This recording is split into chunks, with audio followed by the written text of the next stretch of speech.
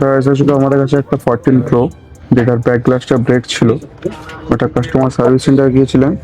তো ওনাকে বলা হয়েছে পুরো বডি চেঞ্জ করতে হবে, কিন্তু আমাদের এখানে আলাদা করে ব্যাক গ্লাস চেঞ্জ হলো, যার মধ্যে আপনার ওয়্যারলেস চার্জ হবে, কোনো রকম অসুবিধা হবে না এবং ম্যাগনেটিক ট্যাগটা ওর মধ্যে থাকবে। ঠিক আছে, এটা আমরা ব্যাক গ্লাসটা চেঞ্জ করবো এখন 14 প্রো, আইফোন 14 প্রো। এটা এসেছে আমাদের কাছে একটা আইপ্যাড, যেটা কাস্টমার দেখিয়েছিল, সার্ভিস সেন্টারে নিয়ে গিয়েছিল।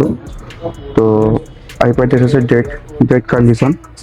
ওনাকে বলা হয়েছে সার্ভিস সেন্টারে তো মাদারবোর্ড চেঞ্জ হবে, এটাই আমাদের এখানে আমরা রিপেয়ার করব। ঠিক আছে, আমরা এখন এটা রিপেয়ার করব, আইপ্যাডটা ডেড কন্ডিশন আছে।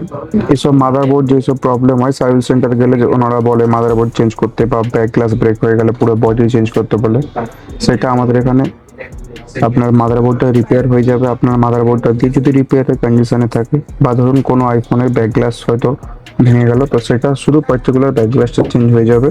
সেটা আমাদের কাছে অপশন আছে এবং ইনস্ট্যান্ট সেম ডে বেস্ট কোয়ালিটির প্রোডাক্ট আপনি পেয়ে যাবেন। ঠিক আছে, আপনারা আসুন, ভিজিট করুন, দেখুন কাজের কোয়ালিটি এবং ফিনিশিং।